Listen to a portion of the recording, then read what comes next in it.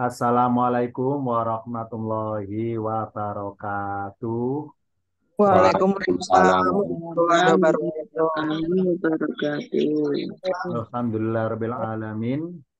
Assalatu wassalamu ala asrofil anbiya'i wal mursalin.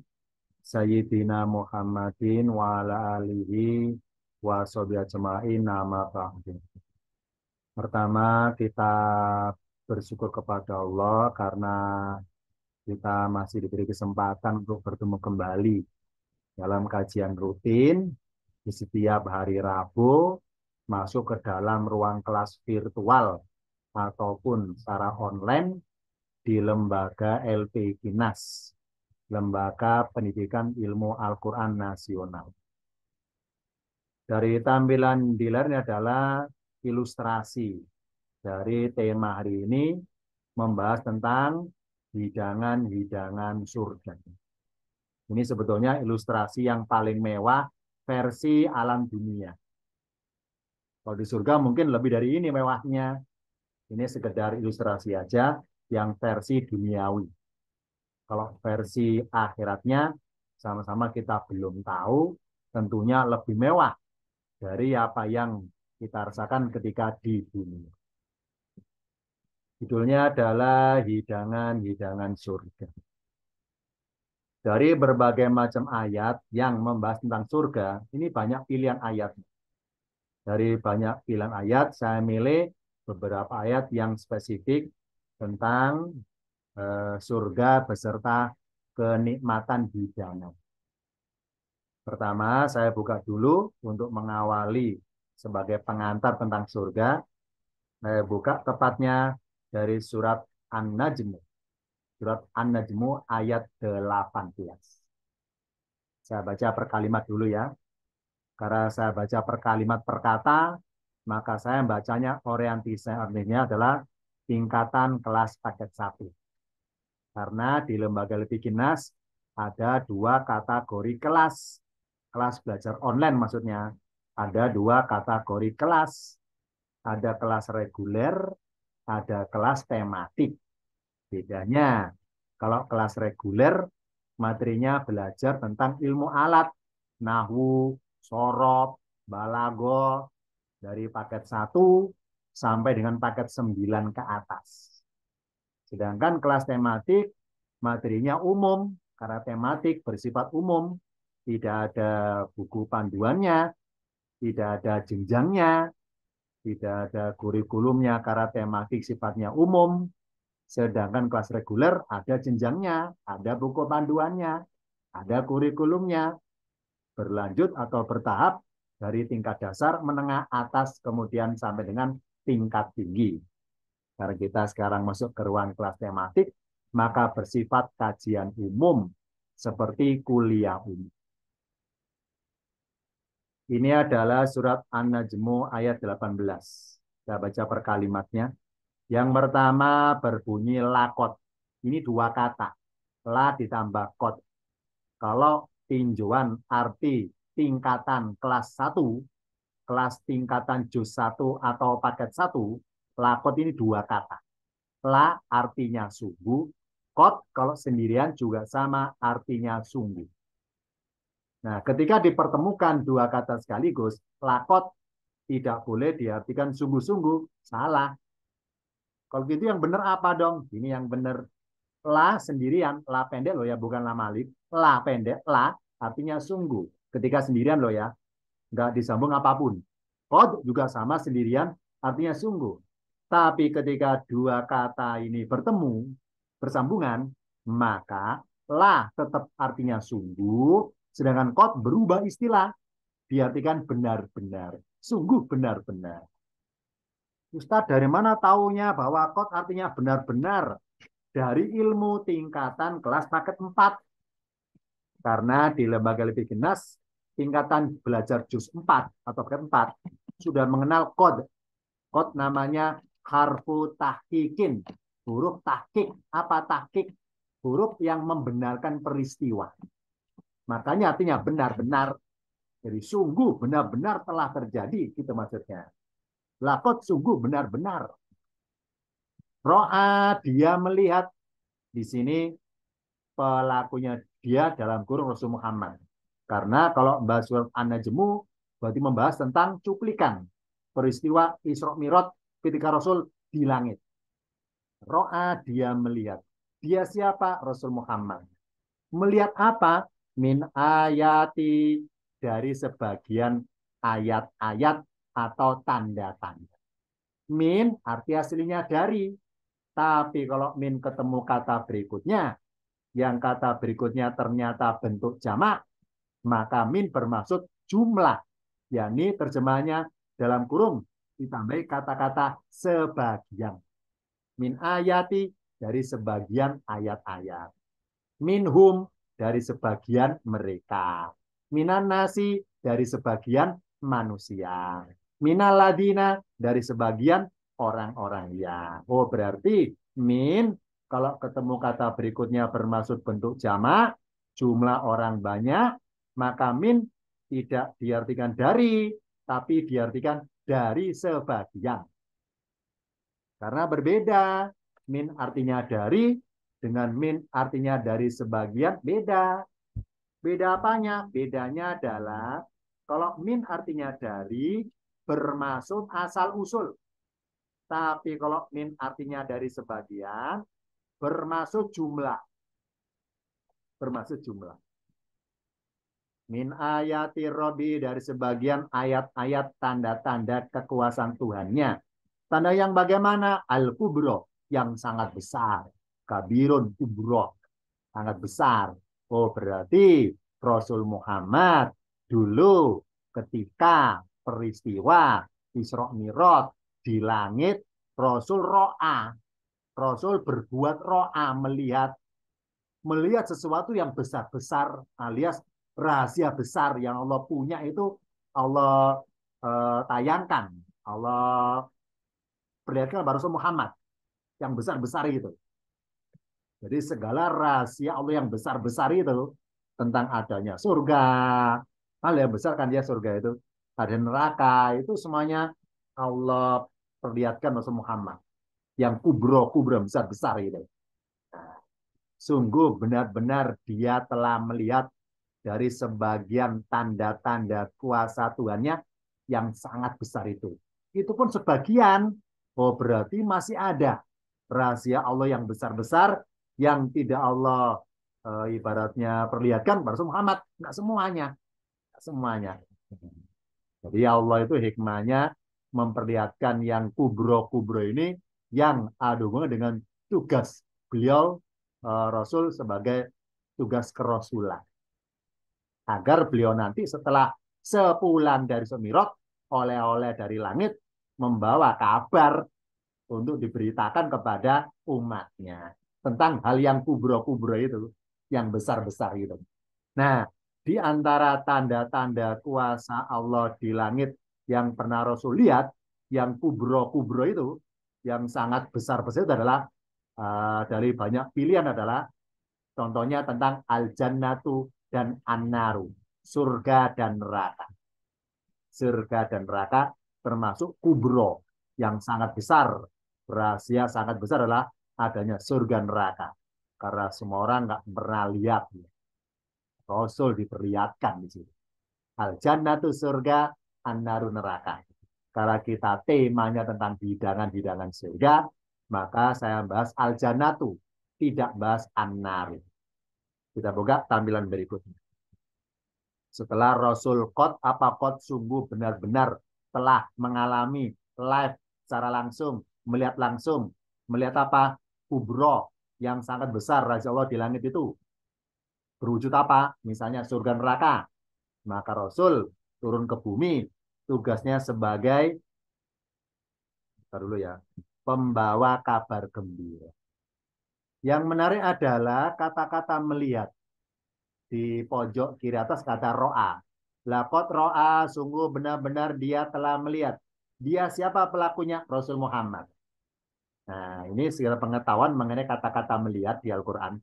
Yakni, kalau pelakunya Rasul Muhammad, maka tulisan melihat, seperti ini tulisannya. Ro, alif, ramzah di atasnya, terus ada huruf ya. namanya alif maksuro, alif bengkok. Karena nggak ada titiknya, seperti huruf ya. Ro, alif hamzah, terus huruf ya, alif maksuro seperti ini. Pokoknya tulisan ro'a seperti ini. Hamzah bertengger di atas alif. Ro'a, baca matobi dua ketukan. Ro'a, dia melihat. Ini khusus kalau pelakunya Rasul Muhammad. Tapi kalau pelakunya yang melihat ternyata bukan Rasul Muhammad, misalnya Nabi Musa melihat, Nabi Yusuf melihat, Nabi Ibrahim melihat, siapa lagi ya? Nabi Nuh melihat, Nabi Isa melihat. Pokoknya nabi-nabi selain Rasul Muhammad itu Allah bedakan penulisan kata-kata melihat. Contohnya pada tampilan berikutnya. Misalnya, contoh pertama dari surat Toha ayat 10. Wahal ataka hadithu Musa itro'a naron. Saya baca perkata ya naron. Saya baca tajwid naron. Wahal dan apakah? Arti bahasnya apakah ada? Arti bahas lagi dan adakah? Ataka telah datang kepadamu. Hadithu Musa. Cerita Musa. Dalam kurung cerita tentang Musa. Karena secara bahasa hadis artinya cerita. Hadithu Musa. Hadisnya Musa. Ceritanya Musa. Itro'a naron. Ingatlah ketika dia Musa melihat. Melihat apa? Naron api.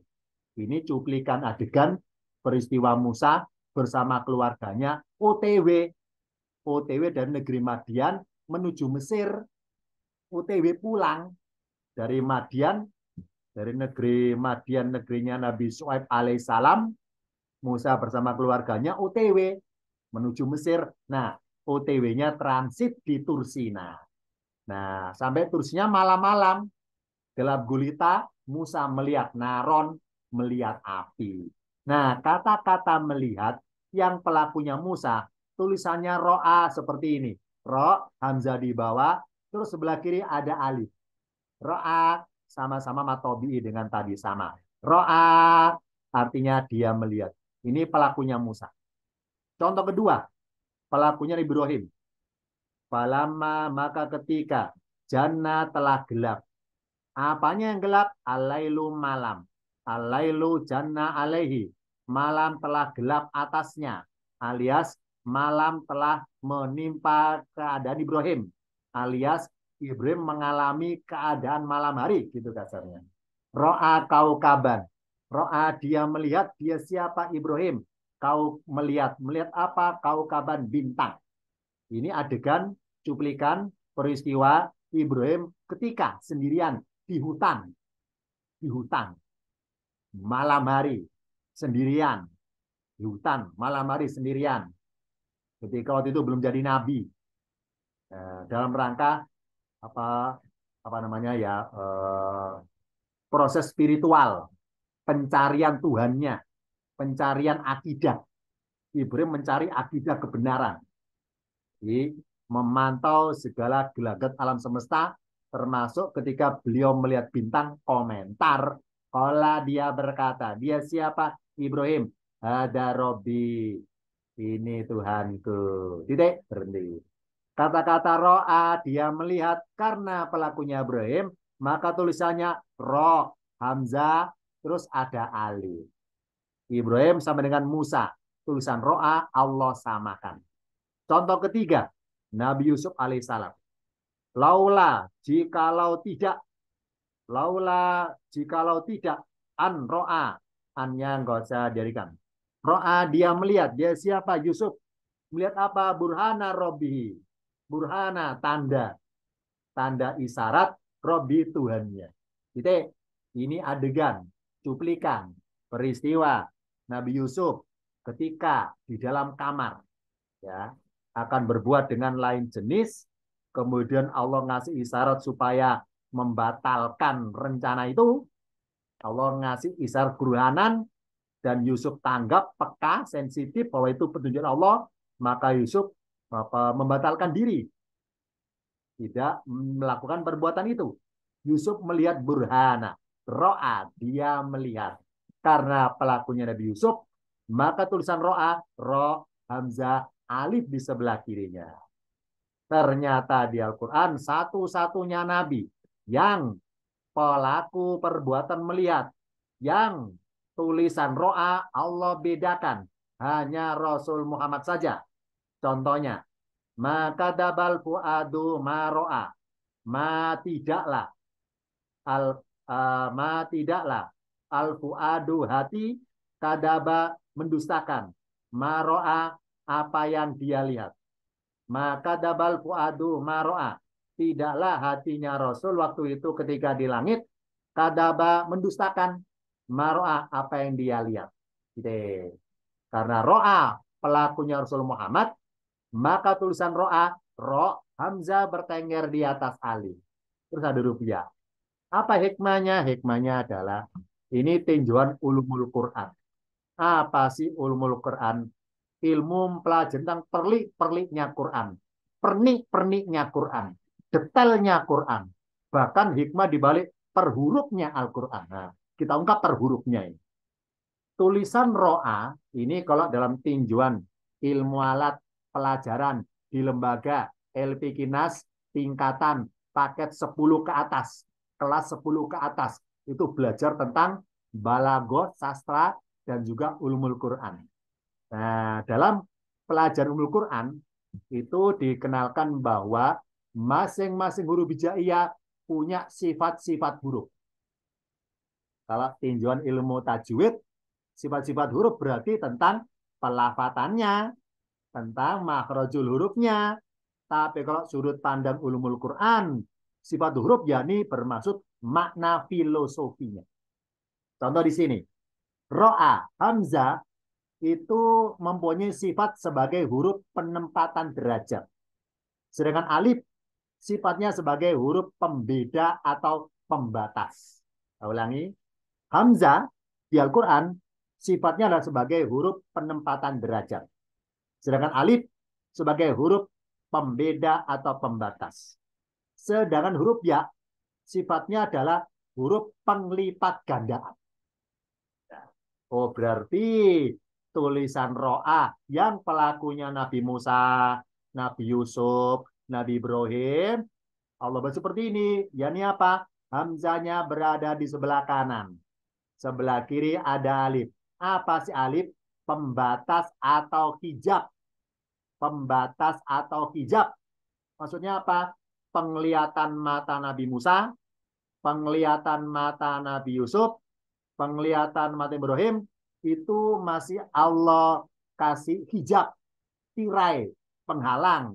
Tidak bisa tembus melihat yang kedepannya itu apa. Tidak bisa. Tidak bisa.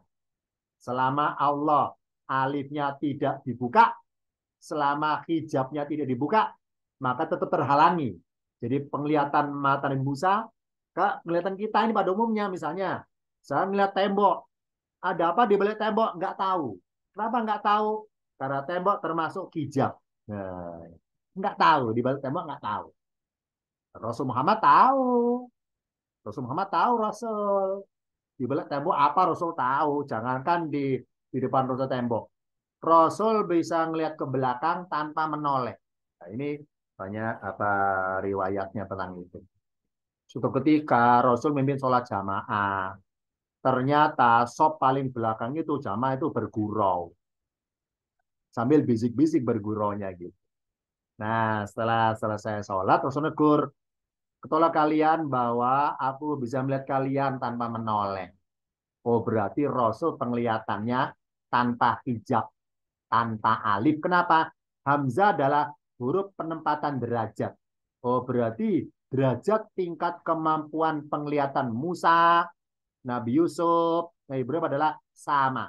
Sama-sama hamzanya di bawah sejajar dengan ro dengan alif, sejajar. Untuk melihat ke kiri terhalangi huruf alif. Alif huruf hijab pembatas. Sedangkan ro'a yang dipakai Rasul, hamzanya Allah angkat di atas alif, bertengger di atas hijab, melewati hijab. Maka hamzah adalah posisi orangnya maksudnya. Penempatan derajat. Derajat Musa, Yusuf, Ibrahim, dan seluruh nabi yang lainnya sama derajatnya. Apa sama? Hamzanya datar dengan ro. Hamzanya datar dengan ro. Sebelah kiri terhalangi hijab alif. Sedangkan Rasul Muhammad, Hamzanya Allah angkat tinggi di atas alif. Tinggi di atas alif. Melewati hijab. Maka ketika nengok ke kiri, Rasul lebih banyak tahu dibanding Nabi yang lainnya. Makanya huruf ya apa ya? Lipat ganda. Oh berarti penglihatan Nabi lipat ganda jumlahnya dibanding penglihatan Nabi-Nabi yang lain. Ini ya. Ro'anya Rasul Muhammad Allah bedakan. Hamzah huruf penempatan derajat. Derajat Nabi di atas alif. Kalau Nabi yang lainnya di sampingnya alif. Rasul Muhammad di atas alif. Karena di atas maka nengok ke kiri. Lihat lebih banyak jumlahnya. Karena nggak ada hijab lagi. Makanya kenapa Rasul berani atau bisa bersabda hadis tentang hal-hal akan datang. Mengenai tanda-tanda kiamat, mengenai bagaimana nanti akhir zaman, bagaimana nanti rekaman akhir zaman, bagaimana nanti kondisi orang di neraka. Rasul tahu semuanya. Tahu dari mana? Huruf ya ini, penglipat gandaan. Rasul tahu kejadian akan datang. Rasul diperlihatkan hal yang Allah rahasiakan selama ini akan datang apa saja kejadiannya. Rasul dikatakan semuanya lengkap. Ya adalah huruf penglipat gandaan. Maka satu-satunya Nabi yang berbuat melihat tulisan ro'a seperti ini. Hamzah bertengger di atas alif. Sedangkan selain Rasul Muhammad, Hamzahnya biasa datang. Ini contoh perbandingan antara 4 Nabi. Nabi Musa, Nabi Yusuf, Nabi Ibrahim, dan Muhammad berbeda tulisan ro'a. Sekarang kita bandingkan 3 Nabi sekaligus. Dalam kisah Musa bersama Khidir atau bersama Nabi Khidir. Contoh. Dalam peristiwa Khidir, Musa bersama Khidir naik kapal, naik perahu atau naik kapal. Nah, Khidir berbuat hal yang aneh-aneh, yang tidak masuk akal, yang bertentangan dengan perhitungan Musa. Musa komentar, Musa marah, Musa nggak setuju perbuatan Khidir. Kenapa? Musa dan Khidir sama-sama hamzanya datar. Karena Rasul Muhammad ro'a seperti ini. Khidir adalah Nabi kayak Musa, bukan Muhammad. Maka hamzanya sama dengan Musa. Sama-sama datar. Tapi dalam peristiwa itu, oleh Allah, alifnya Khidir, hijabnya Allah buat transparan. Ini ilustrasi ya, untuk mudahnya pemahaman saja. Buat transparan. Karena dibuat transparan, maka kayak kaca, Khidir bisa melihat ke depan. Di depan ada pembajak laut akan merampas kapal kita. Di depan akan datang ada nanti si anak ini akan membunuh orang tuanya, maka harus saya bunuh. Di depan, jadi segala kejadian akan datang, Khidir tahu. Dia mana tahunya? Karena hijabnya Allah buat transparan, maka tembus pandang. Sedangkan Musa hijabnya tetap hitam gelap, maka Musa buntu, nggak bisa ngelihat apa yang dilihat oleh Khidir, nggak bisa. Rasul Muhammad tanpa hijab, karena Rasul bertengger di atas alif. Kalau Khidir masih di sebelah kanan alif, tapi karena waktu itu Allah buat transparan alifnya, maka Khidir bisa ngelihat ke depan apa yang akan terjadi. Nah, jadi bisanya Khidir karena alifnya transparan. Kalau bisa Muhammad, karena Rasul nggak ada halangan lagi.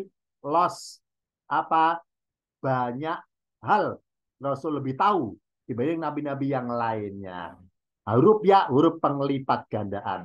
Musa penglihatannya terbatas karena ada alif masih hitam. Khidir terbatas karena alifnya hanya transparan, hanya 3 hal saja Allah buka tentang kejadian akan datang. Tentang adanya bajak laut di depan sana, tentang adanya anak kecil membunuh orang tuanya, tentang adanya harta karun yang terpendam, itu aja, 3 hal aja. Enggak yang lainnya. Oh, berarti hijabnya bagi Khidir, Allah buat transparan hanya 3 hal saja. Yang lainnya masih Allah tutup-tutupi. Khidir belum tahu apa-apa. Rasul Muhammad sudah tahu semuanya tentang apa. Nah, ini ya. Ini hikmah perbedaan kata ro'a dari 3 nabi. Musa melihat, Khidir melihat, Rasul Muhammad melihat, beda kata kerjanya. Nah, sekarang balik lagi tentang pengalaman Rasul melihat surga. Ro'a Hamzah di atas alif. Ya, setelah melihat surga, Rasul oleh-oleh turun ke bumi. Saya baca per kalimatnya. Wama dan tidaklah. Ma di sini arti aslinya apa yang. Tapi menurut tinjauan ilmu alat tingkatan kelas juz 1, paket 1, ma ini punya dua arti. Bisa artinya apa yang, bisa artinya tidaklah. Mana cirinya? Kata berikutnya gara-gara ada ilah. Gara-gara ada ilah.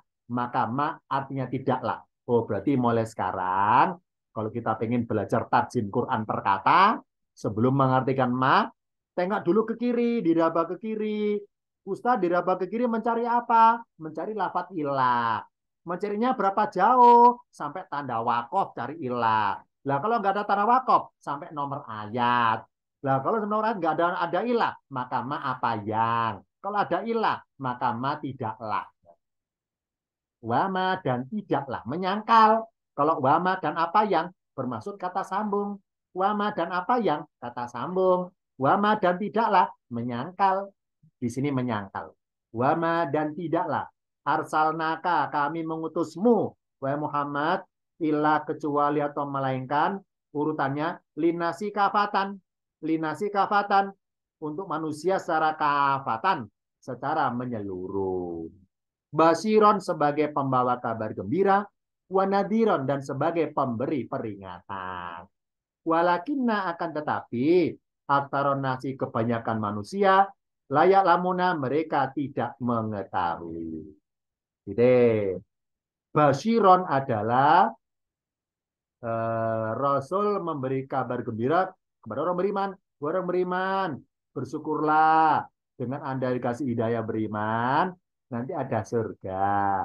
Sedangkan yang belum beriman, yang masih musyrik, masih kafirin, masih musyrikin, masih munafikin, tobatlah segera karena ada peringatan adanya neraka. Oh, berarti Rasul itu tugas paling mendasar cuma dua sebetulnya. Cuma dua. Ya ini apa? Ngasih kabar gembira kepada orang beriman yang beliau jumpai dan ngasih peringatan kepada mereka yang belum beriman yang juga beliau jumpai. Cuma dua saja. Cuma dua kok. Dua. Sebagai basiron, mubasirina wa mundirina. Mubasirina, pembawa kabar gembira berkali-kali. Wa mundirina, dan sebagai pemberi peringatan sekali. Nah, basiron wa nadiron. Ini oleh-oleh dari Pak Rasul Isra Mi'raj surga. Maka dengan nada gembira, Rasul mengabarkan tentang surga kepada orang beriman, dan dengan nada apa ya muka yang sedih atau prihatin tentang adanya neraka, agar manusia menjadi sadar bahwa neraka sesuatu yang menakutkan kalau mereka melihat sesungguhnya sebetulnya. Nah, karena Rasul sebagai basiron, mubasirina, pembawa kabar gembira, maka Allah perintahkan, wahai Muhammad, basiri, gembirakanlah. Dan gembirakanlah alias sampaikan kabar gembira. Siapa? Aladina orang-orang yang. Orang-orang yang mana? Amanu mereka yang beriman. Terus siapa lagi? Wa'amilu dan mereka yang mengerjakan.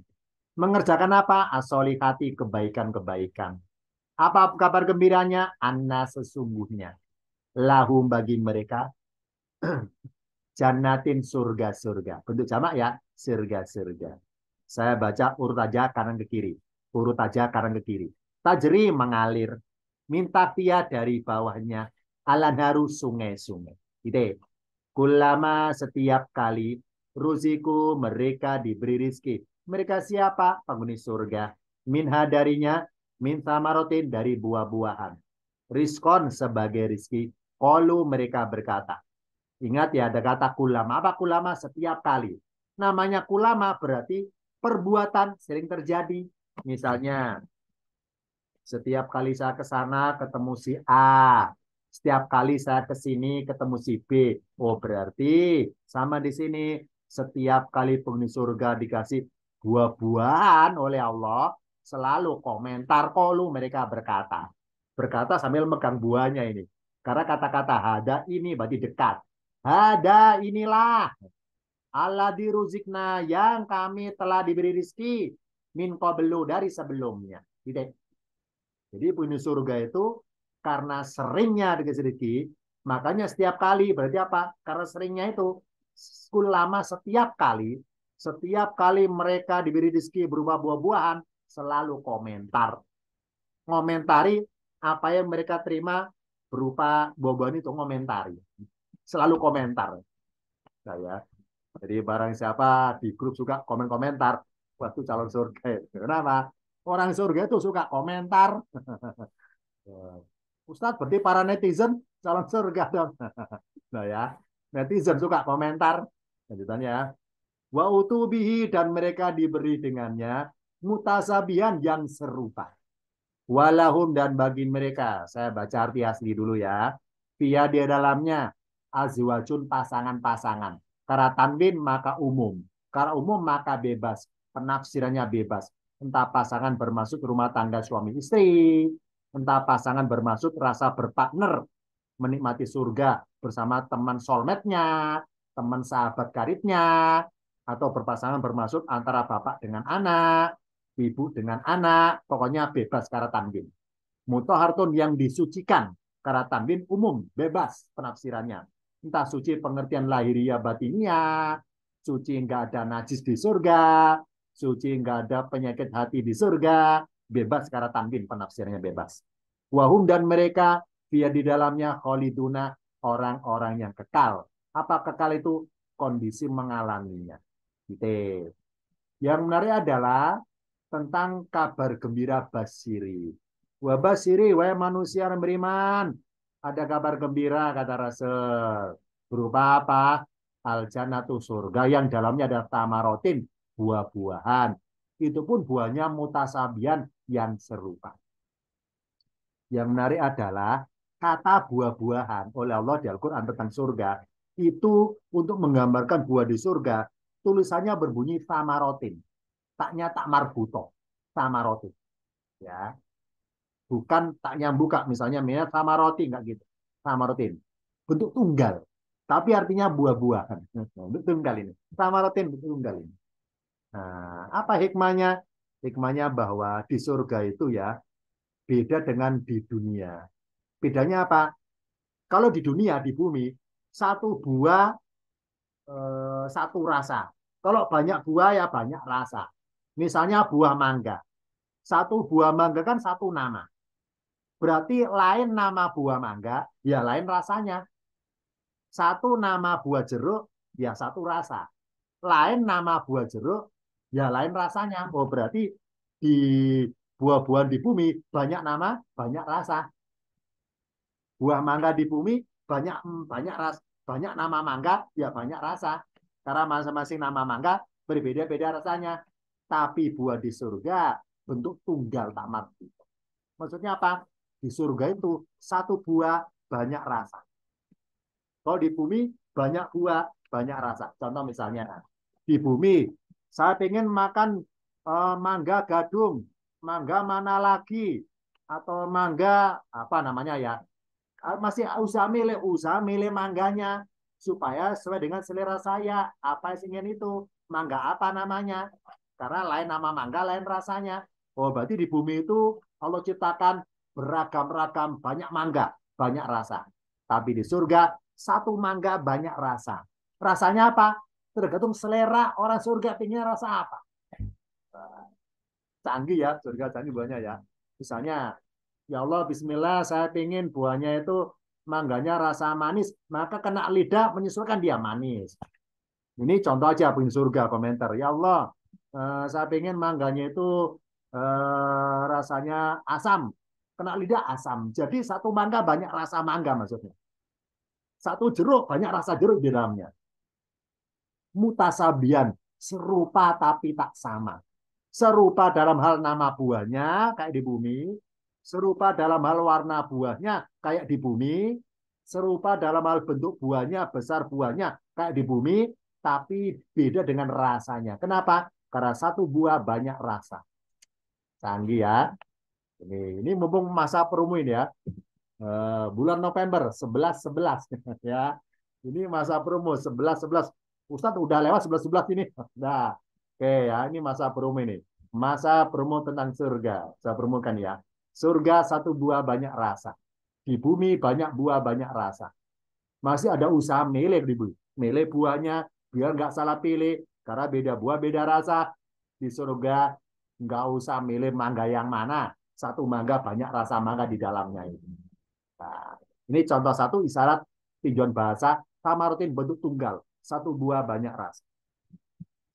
Contoh perbandingan kata buah-buahan antara bumi dengan surga, antara dunia dan akhirat. Alladzi yang ja'ala dia menjadikan lakum bagi kalian al-ardo firosan bumi sebagai hamparan. Ini juz 1 ya. Wa sama binaan dan langit sebagai bangunan. Wa adzala dan menurunkan minas samai dari langit ma'an air. Fa akhraja maka dia mengeluarkan. Setelah airnya hujan turun dari langit masuk ke bumi meresap dalam tanah, fa akhraja maka dia mengeluarkan. Bi dengan nya itu apa? Dengan adanya air hujan itu. Makan apa Allah dari bumi itu? Minat sama roti dari buah-buahan. Rizkon lakum sebagai rezeki bagi kalian. Titik, berhenti. As-samaroti artinya buah-buahan. Kalau tentang surga, samarotin tak marbuto. Sama artinya buah-buahan. Tentang surga, samarotin. Tapi buah di bumi, alif lam as-samaroti. Ingat bahwa mulai sekarang, kalau kita nemu ayat yang ada kata-kata as-samaroti, bukan bermaksud buah pengertian apel, jeruk, mangga. Bukan gitu. Tapi buah pengertian buahnya bumi alias hasil bumi. Pokoknya segala tumbuhan yang muncul dari tanah itu as-samaroti bahasa Arabnya. Entah rumput-rumputan, kembang, bunga, pohon, semak belukar, atau tanaman yang bisa dipanen. Pokoknya segala muncul dari tanah itu as-samaroti. Nah, jadi jangan ditafsirkan buah apel jeruk bukan gitu, bukan. Karena as-samaroti identik bumi masalah. Buahnya bumi alias hasil bumi. Minat samaroti dari buah-buahan. Jadi samaroti artinya buah-buahan, bukan buah bermaksud yang dimakan, tapi buah bermaksud buahnya bumi alias hasil bumi. Jadi Pak Ketua kelas, samaroti jangan diartikan sama roti artinya buah sama roti. Bukan loh ya. Karena buah dengan roti beda. Hati-hati keliru Pak Ketua kelas. Ya. Karena ketua kelas biasanya sering lupa masalahnya. Saya ingin kembali biar nggak lupa ini. Karena buah dengan roti beda. Jangan mentang-mentang tulisannya sama roti. Artinya buah sama roti. Bukan gitu. Karena buah dengan roti itu beda. Ustadz, bedanya apa buah dengan roti? Ya beda tentunya. Bedanya adalah kalau roti ada rasa buah. Kalau buah nggak ada rasa roti. Nah, bedanya itu. Nah, tapi kalau sama rotin buat surga di sini bentuk tunggal. Nah ya. Nah, ini tentang perbedaan kata-kata buah. Nah, jadi satu buah banyak rasa kalau sama roti. Sama roti banyak buah banyak rasa. Lanjutannya. Sekarang tentang hidangan. Di surga ada hidangan menu utama, ada hidangan menu pembuka. Nah, ibarat Ramadan ada namanya takjil, nah, ada menu pembuka namanya takjil, ada makanan berat menu utama. Surga ada seperti itu. Ada maidatan, hidangan menu utama, ada nuzulan, hidangan pembuka. Bisa bayangkan ya, gimana namanya ada pembuka ya, belum nyantap yang utama itu. Walakum dan bagi kalian ia di dalamnya matastahi sama dengan maturidu apa yang kalian inginkan anfusukum di diri kalian matastahi anfusukum apa yang diri kalian menginginkan walakum dan bagi kalian ia di dalamnya matadauna apa yang kalian minta nuzulan sebagai hidangan dalam kurung pembuka min gofurin rohimin dari maha pengampun lagi maha penyayang. Titik. Nah, jadi surga itu ya, kata Allah, matastahi apa yang kalian inginkan. Sama dengan turi itu. Bedanya, tastahi adalah keinginan tanpa diucapkan. Jadi getaran hati pengen apa, itu Allah maha tahu. Misalnya, saya megang mangga. Ya Allah, saya pengen mangganya itu jadi asam. Nah, kalaupun nggak bilang Ya Allah, jadi asam. Gak usah bilang gitu, namanya tastahi bahasa Arabnya.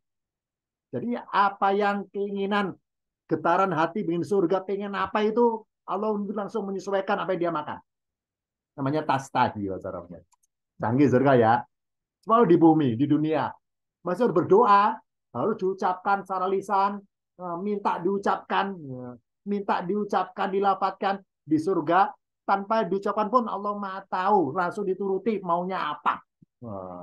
Tanpa usaha minta, tanpa prosedur ibaratnya, tanpa ngirim proposal, tanpa permohonan, tanpa ngirim surat, tanpa berdoa, tanpa bilang-bilang ya.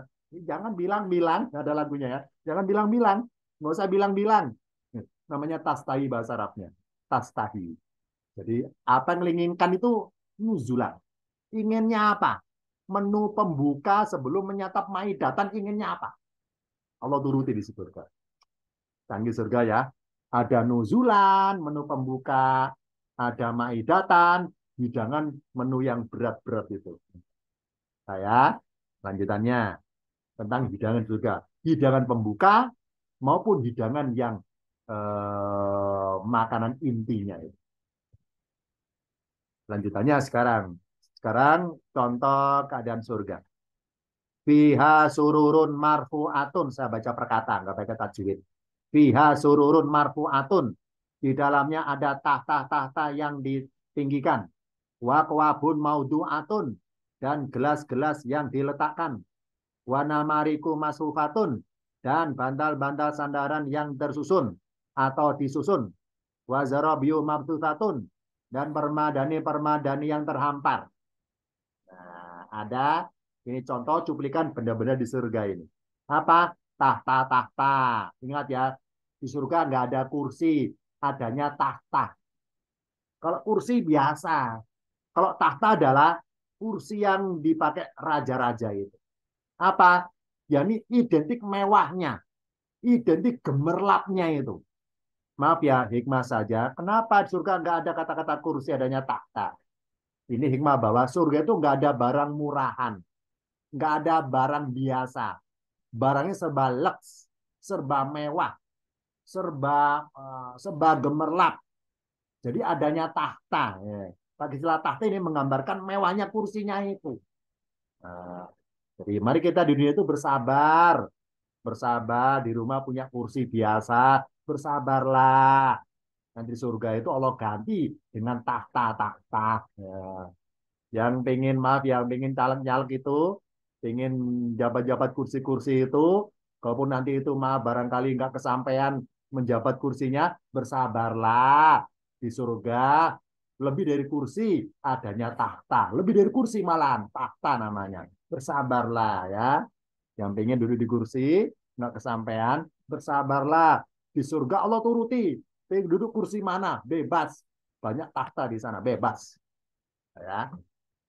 Kemudian apa akwabun gelas, gelas yang kayak piala, gelas mewah itu kayak piala itu.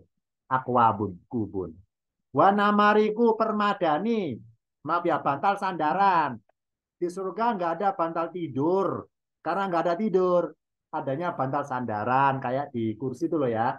Kita nonton TV pengen bersandar selonjoran. Itu namariku namanya. Adanya bantal sandaran di surga, nggak ada bantal tidur. Karena nggak ada tidur di surga. Berarti Ustadz di surga melek melulu dong. Apa nggak ngantuk? Nanti ada ayatnya nanti kita bahas. Berikutnya Zarobiu permadani. Di surga nggak ada karpet, adanya permadani. Bukan karpet musola loh ya. Permadani ya, bukan karpet musola. Karpet musola mah tipis, apalagi tikar. Permadani surga itu serba mewah, bukan karpet biasa. Jangan karpet, nggak ada karpet, adanya permadani. Bayangkan ya, surga serba mewah, adanya permadani, nggak ada karpet musola. Adanya bantal sandaran, nggak ada bantal tidur. Adanya gelas-gelas yang mewah itu yang ada pegangannya kayak piala itu. Nggak ada gelas-gelas yang ada di warkop-warkop itu ya.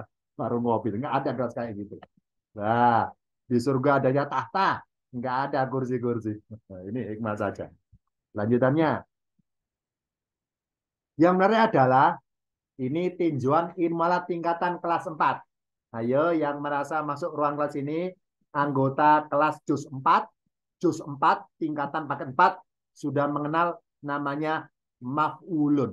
Apa maf'ulun? Isim fa'il. Apa isim fa'il? Terjemahnya awalan di. Apa di? Pasif. Maf'ulun. Kalau dimuannaskan maf'ulatun.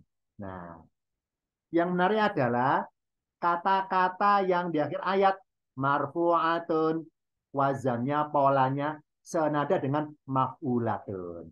Maudu'atun senada dengan maf'ulatun. Apa senada? A'u'atun dibaca harokat yang bunyi maksudnya. Maudu'atun maf'ulatun. Masfufatun maf'ulatun. Sama kan ya senada?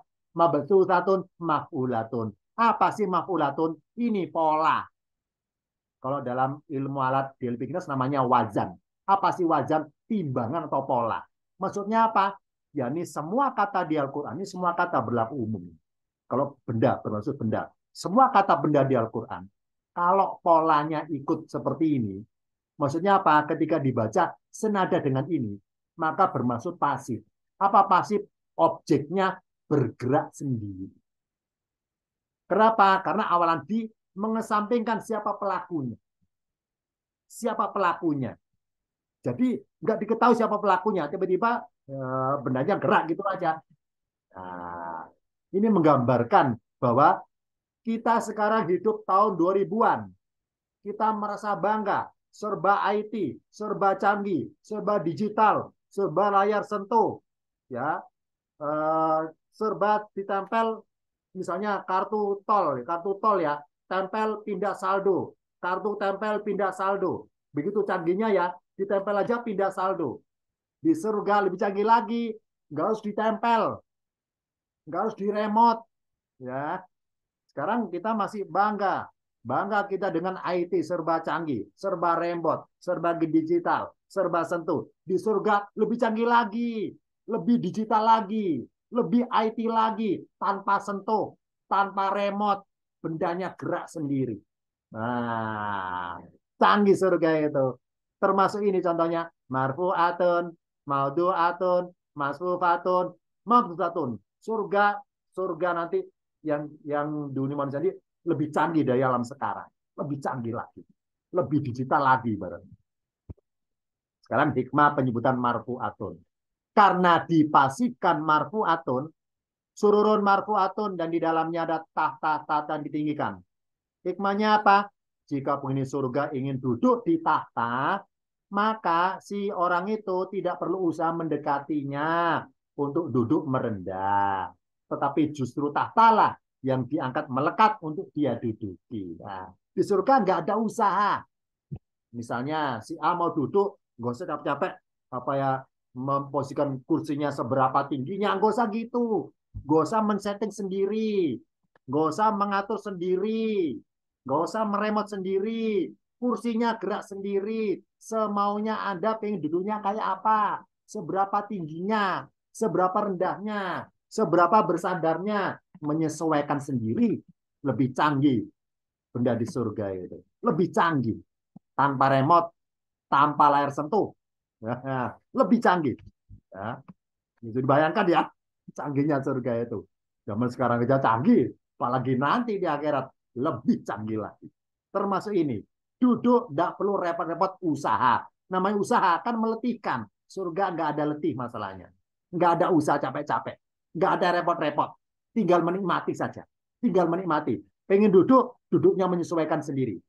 Pengen bersandar, kursinya, sandarannya menyesuaikan sendiri. Pengen duduk seberapa tingginya, rendahnya, kursinya, tatanya menyesuaikan sendiri. Canggih. Masa promo ini ya.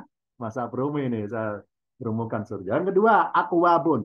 Gelas-gelas yang diletakkan. Jika penghuni surga ingin minum, nggak perlu usaha mengambil gelasnya, nggak perlu. Tapi justru gelas lah yang tiba-tiba mau duatun diletakkan tanpa mengesan siapa yang pelakunya di tangannya itu. Misalnya si A, ya Allah saya pengen minum sirup, langsung jreng ada gitu. Tapi nggak bunyi jreng loh ya, ini saya improve biar dramatis. Jreng ada gitu. Nah, ini kayak sulap simsalabim ini. Jreng langsung ada. Nah, ya Allah saya pengen minum kopi yang ada itu cangkirnya, jreng ada itu, langsung ada. Serba canggih surga itu ya, ya tidak mistik, tidak magic, lab secara secara lab apa adanya nyata maksudnya alam nyata, ya tidak settingan, ya ini alam nyata surga itu. Mau diletakkan kata-kata di berarti gerak sendiri, diletakkan tanpa cari tahu siapa meletakkannya. Sekarang bisa dilihat siapa meletakkan. Lanjutannya. Di surga itu makan minum apa karena lapar? Makan bukan karena lapar. Minum bukan karena haus. Kalau gitu di surga ada makan minum, ada hidangan untuk apa dong? Nah, jawabannya adalah ini. Indra perasa itu di lidah. Ya, jadi misalnya di dunia kita pernah merasakan nggak enak, makan nggak enak. Nah, bersabarlah dengan nggak enaknya itu. Nanti surga Allah turuti makanan yang enak. Nah, untuk merasakan enak itulah namanya makan. Oh, berarti penghuni surga itu makan untuk ingin merasakan penasaran seberapa sih nikmatnya hidangan surga itu. Jadi bukan karena lapar, karena penasarannya itu. Bahasa gaulnya namanya kepo, karena keponya itu. Kepo, karena keponya itu penasaran. Ah, ingin tahu gimana rasanya buah di surga, gimana rasanya eh, nasi soto di surga. Nah, itu ya. Pingin penasaran bukan karena lapar kok. Begitu pula minum bukan karena haus. Kenapa? Karena indera perasa di lidah. Jadi setelah masuk tenggorokan lenyap hilang. Jadi apa yang dimakan oleh penghuni surga, maaf ya, tidak tidak bersemayam dalam perut menjadi maaf ya, menjadi gemuk, tidak hilang. Jadi kata Rasul, apa yang dimakan di surga itu setelah masuk tenggorokan lenyap hilang. Apa yang diminum di surga masuk tenggorokan lenyap hilang. Makanya postur tubuh di surga itu maaf ya, nggak ada yang gemuk, ideal semua. Justru banyak makan nggak akan gemuk, banyak minum nggak akan gemuk, ya, ideal semua. Karena ketika lewat tenggorokan hilang lenyap, lenyap. Lanjutannya, inna sesungguhnya laka bagimu, wahai penghuni surga, Allah bahwa an ini Allah dua kata ya, an ditambahlah, an itu bahwa, lah itu tidak, anla, saya baca perkata anla tajua, bahwa kamu tidak akan merasa kelaparan, dia di dalamnya, wala ta'ro, dan kamu tidak akan telanjang, wa annaka dan semuanya kamu atau engkau, la tadma'u, kamu tidak akan merasa dahaga. Di dalamnya walatadha dan tidak pula kamu kepanasan. Dalam kurung karena surga nggak ada matahari. Jadi nggak ada kepanasan, nggak ada kelaparan, nggak ada dahaga atau kehausan. Berarti penghuni surga itu makan karena pengen merasakan nikmatnya makan itu. Kalaupun minum ya pengen merasakan segernya minumnya itu. Bukan karena lapar, bukan karena haus. Dan surga tidak ada apa ya kepanasan. Ustadz, kalau di surga itu gimana itu kan waktunya? Apakah ada pagi, siang, sore, malam? Ini saya ngutip dari para mufasir. Nanti oleh Allah matahari dan bulan, ya ini alam dunia ya. Di alam dunia matahari dan bulan nanti oleh Allah ketika di akhirat nanti diwujudkan dua makhluk ini dalam bentuk dua banteng dan Allah masukkan neraka. Jadi matahari dan bulan oleh Allah di akhirat, matahari Allah wujudkan berupa banteng, bulan juga banteng, dan dua-duanya Allah masukkan neraka untuk bertumbukan. Nah, numbuki siapa? Numbuki para penghuni neraka. Jadi sisa neraka nggak sekedar maaf ya, nggak sekedar bakar-bakaran nggak gitu, macam-macam, termasuk ditumbuk dua banteng, ditumbuk matahari oleh bulan itu. Bisa dibayangkan ya, ditumbuk dua banteng gimana rasanya itu untuk menyiksa penghuni neraka. Jadi barang siapa pernah nyembah matahari, nyembah bulan, maka matahari akan menumbuk orang yang nyembah dia itu. Itu hikmahnya ke sana. Karena Allah beri kesempatan matahari untuk melampiaskan marahnya kepada manusia yang nyembah selain Allah. Karena nyembah dirinya maksudnya nyembah matahari. Matahari marah kepada orang nyembah dirinya. Dengan cara matahari menumbuk orang itu. Nah, nanti di akhirat matahari dan bulan Allah wujudkan berupa dua banteng untuk di neraka menumbuki orang neraka. Nah, maka di surga nggak ada matahari bulan, di surga nggak ada kepanasan, nggak ada matahari, matahari di neraka menumbuki orang neraka. Tenang. Kalau gitu bagaimana pencahayaan di surga? Ini para mufassir mengatakan bahwa arsun singgasana Allah itu bercahaya, arsun Allah itu bercahaya. Nah, arsunnya Allah, singgasana Allah itu sinarnya, cahayanya mengarah ke arah surga. Nah, antara arsun dan surga itu adalah hijab tirai, korden, tirai penghalang. Ketika hijabnya Allah tutup, kan hijab transparan, maka sinarnya redup. Di surga menjadi redup. Tapi ketika hijabnya Allah buka, surga jadi cerah. Nah, maka di surga itu mengenai apa ya keadaan keseharian itu menggambar aja karena nggak ada matahari, hanya pagi yang cerah dan petang yang redup. Jadi surga itu ibaratnya mengenai keadaan di sana tidak ada gelap malam, tidak ada gelap malam, tidak ada panas siang. Adanya pagi yang cerah seperti waktu duha. Makanya lata doa seperti waktu duha dan juga petangnya redup. Kenapa redup? Karena ada hijabnya tertutup. Maka sinarnya arson kena surga berkurang jadi redup. Petang yang redup. Hanya redup, nggak sampai gelap surga. Pagi yang cerah dan petang yang redup. Itu dua keadaan. Tidak ada siang kepanasan, tidak ada malam kegelapan. Coba dibangga kalau ada gelap malam ya. Kasihan PLN ya, buka cabang gardu induk di surga nanti. Masa gardu induk surga PLN ya bingung nanti. Nah ya, surga nggak ada gelap. Ya, nggak ada gelap. Lanjutannya, apa yang telah dimakan akan lenyap dan berakhir menjadi sendawa. Dan apa yang telah diminum oleh surga akan lenyap dan berakhir menjadi keringat. Ini kata Rasul seperti ini. Jadi penduduk surga itu makan untuk apa? Bukan karena lapar. Ini misalkan nikmatnya itu di lidah itu. Nah, setelah melewati lidah, masuk tenggorok lenyap, masuk perut itu lenyap jadi sendawa. Namanya sendawa ya. Nah, istilah Jawa itu gelegen. Bahkan aja sekarang Jawa gelegen, sendawa. Nah, apa yang diminum jadi keringat. Bukan keringat keringat asam ya, keringat harum loh ya. Ingat ya, keringat pun di surga itu mengalahkan minyak wangi. Ya. Jadi nanti ketahuan nanti barang siapa di surga kok bahasa aku keringat, ketahuan ya, banyak kan minum berarti. Nah, jadi Pak Ketua kelas, ini kalau ketahuan Pak Ketua kelas ini bahasa aku di surga, ketahuan ini. Banyak minum nggak bagi-bagi nih ya, minum sendirian 1 galon ya. Keringetnya, langsung bahasa aku keringetnya. 1 galon minum sendirian, nggak bagi-bagi lagi. Nah, apa yang dimakan jadi sendawa. Apa yang diminum jadi keringat. Ini tentang hidangan surga.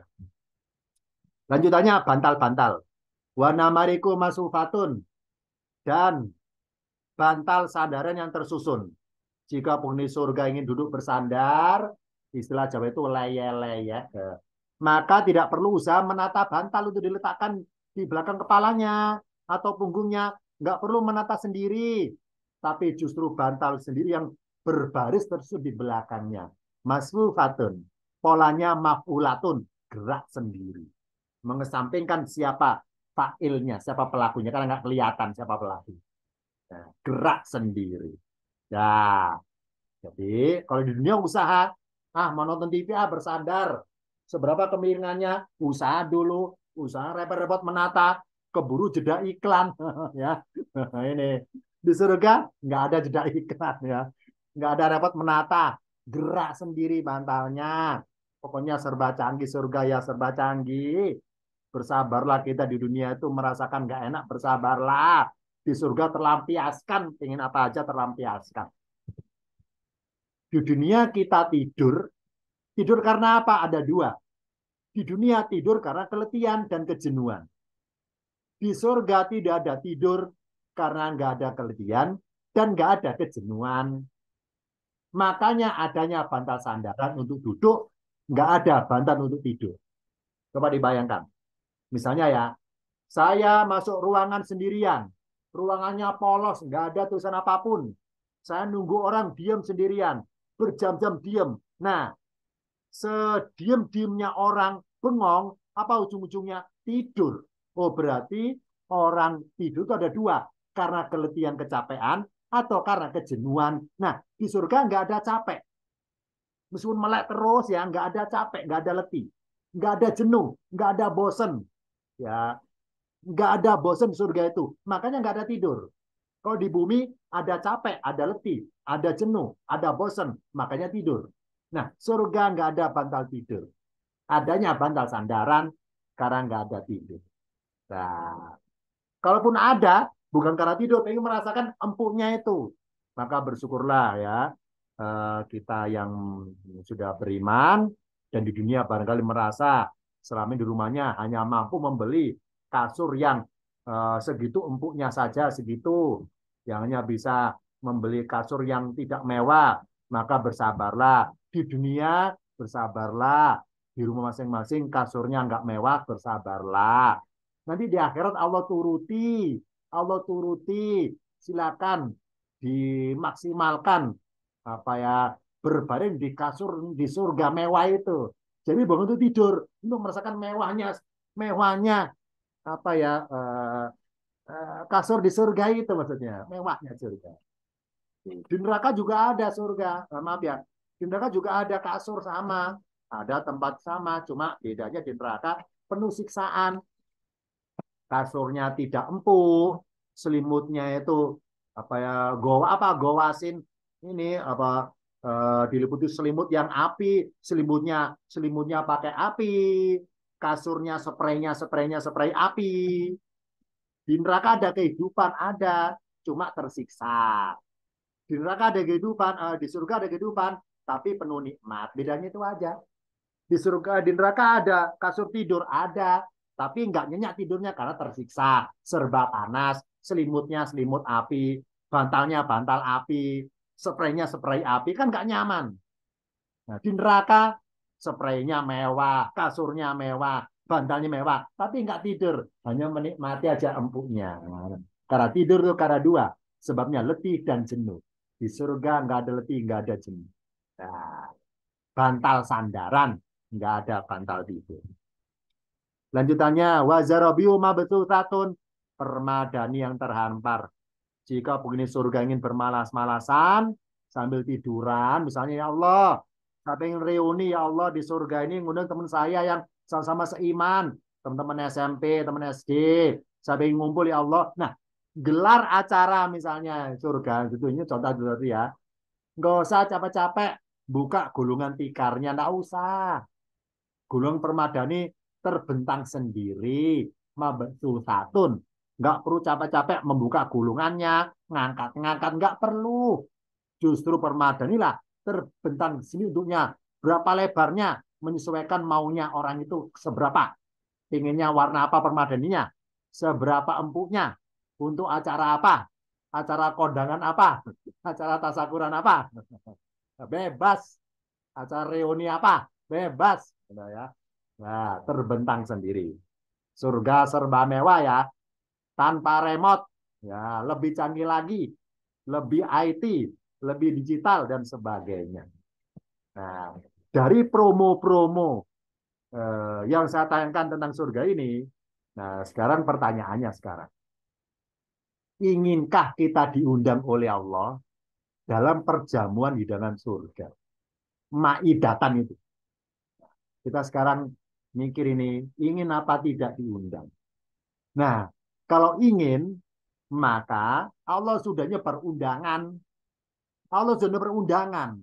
Tinggal kita merespon apa tidak undangan darinya. Kita tanda tanya, undangan dari Allah itu berwujud apa sih?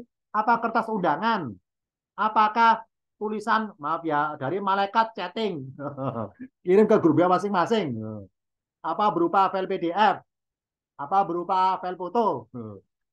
Berupa apa yang udah dari Allah ya? Nah, ini Allah itu maha canggih cara mengundangnya. Nggak harus manual. Lewat apa dong? Lewat segala hal yang kita alami, itu bentuk undangan dari Allah. Ya, jadi masalah, kita tuh peka apa tidak? Iman kita segitu apa tidak? Bahwa itu undangan dari Allah. Misalnya, undangannya dari Allah adalah berwujud uluran tali dari langit. Tali ini namanya hablun. Tali minallahi dari Allah. Ya, hablun minallahi. Itu dari lo ya. Ini sering kita itu karena terjemahan itu apa terjemahannya salah. Hablum minallahi arti perkata adalah tali hubungan dari Allah.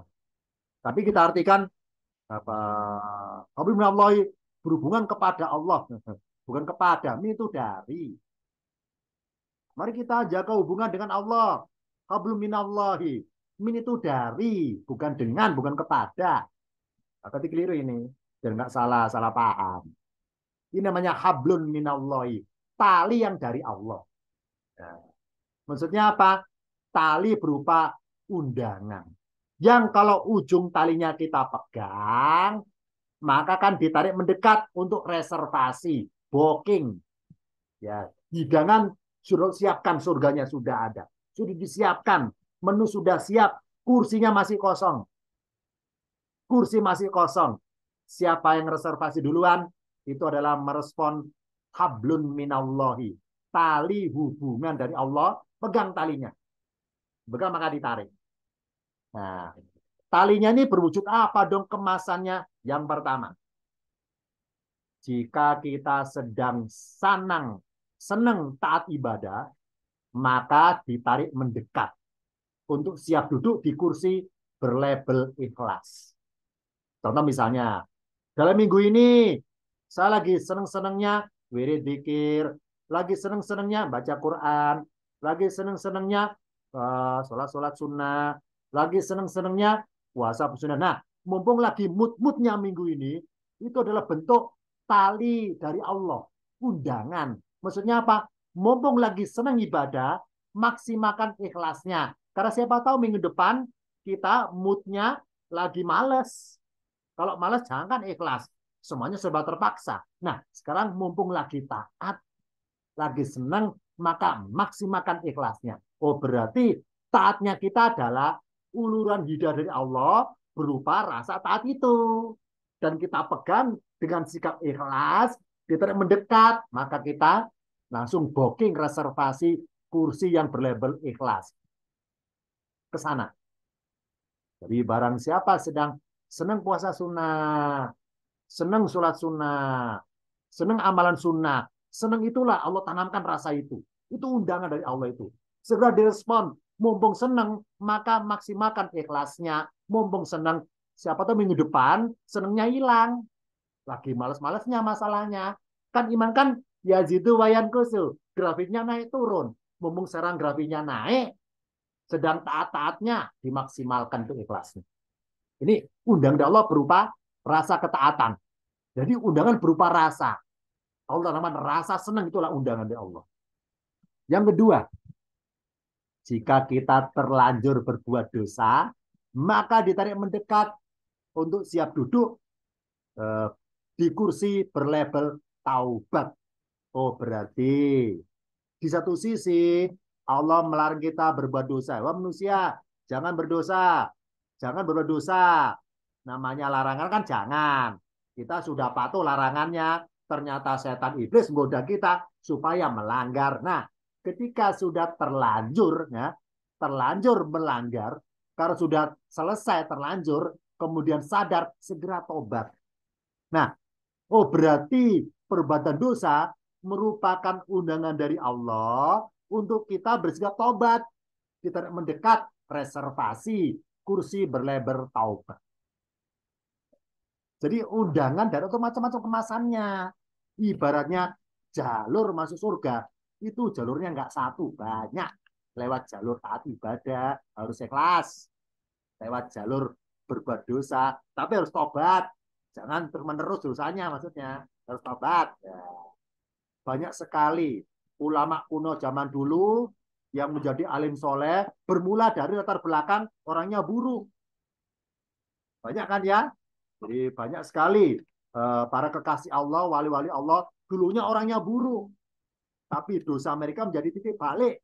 Batu loncatan menjadi orang baik. Dan nggak ngulangi. Maka taubat. Ya kan ya? Banyak sekali ulama-ulama kuno dulu yang latar belakangnya orangnya buruk, berbuat dosa.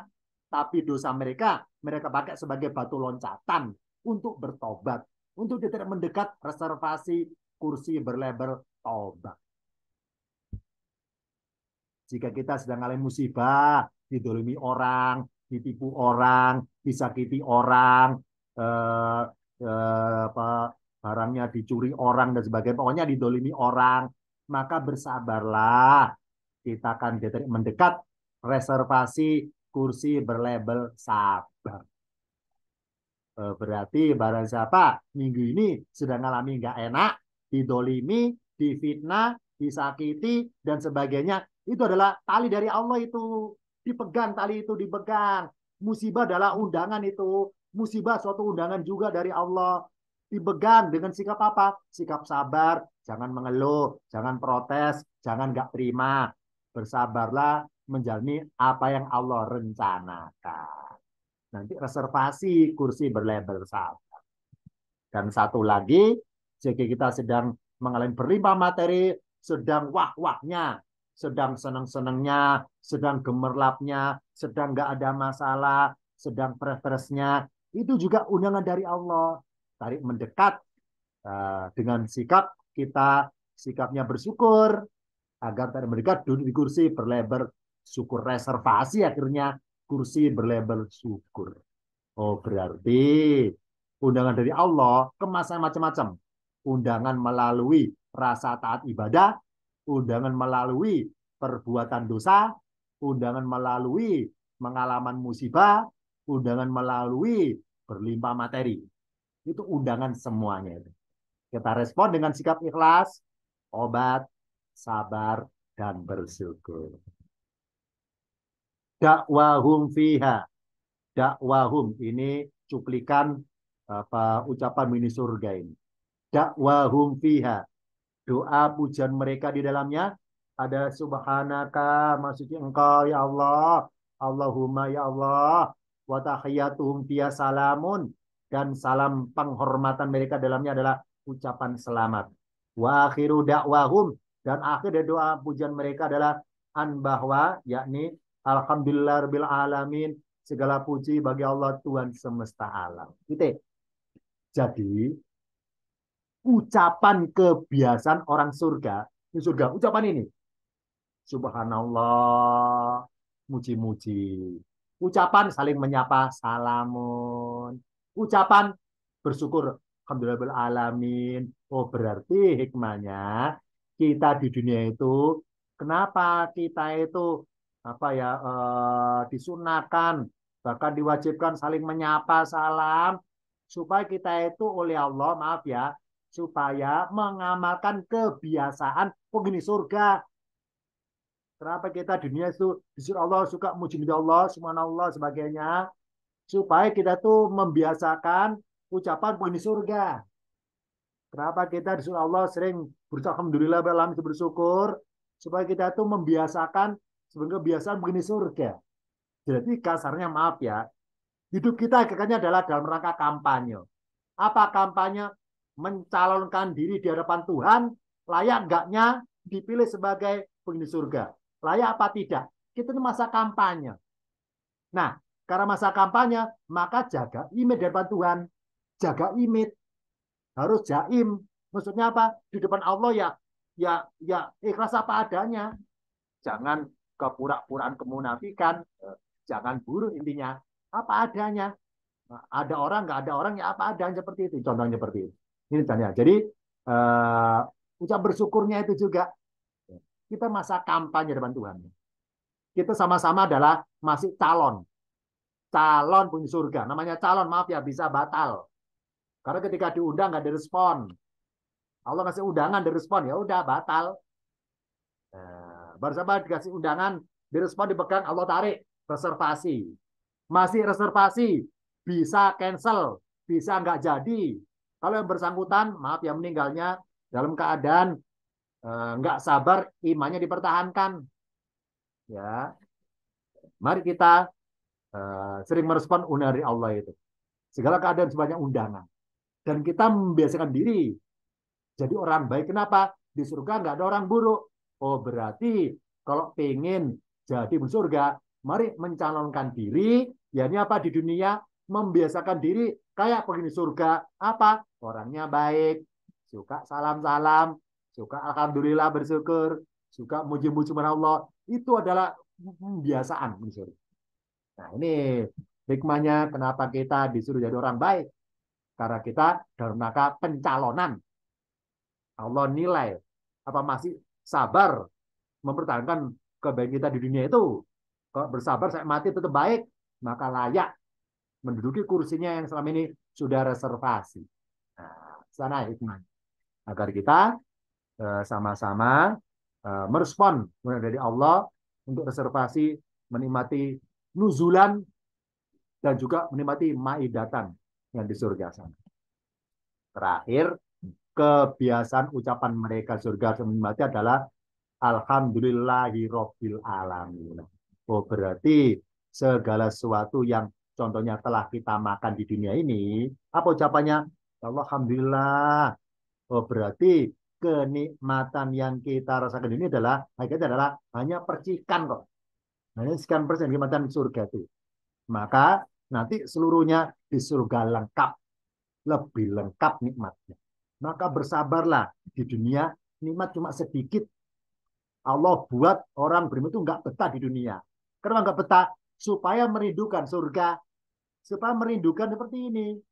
Nah, sedangkan mereka non Muslim, Allah buat hidupnya itu mewah, serba gemerlap, supaya merasa betah di dunia, supaya melupakan surga. Nah, ke sana hikmahnya. Syukurlah kita itu ya di dunia itu dibuat hidupnya pas-pasan oleh Allah, dibuat hidupnya di bawah garis supaya nggak betah, supaya merindukan surga. Kesana hikmahnya. Nah, ketika rindu sudah ada, maka Allah ngirim undangan berupa apa? Macam-macam rasa taat atau lewat perbuatan dosa, lewat musibah, lewat nikmat yang gemerlap dan sebagainya. Jadi respon undangan itu dengan sikap ikhlas, kemudian sikap sabarnya, kemudian apa tadi ya, dengan sikap syukurnya, kemudian eh, yang tadi ada 4 rasa, sikap taubatnya ketika berbuat dosa dan sebagainya. Demikian materi singkat tentang dengan surga.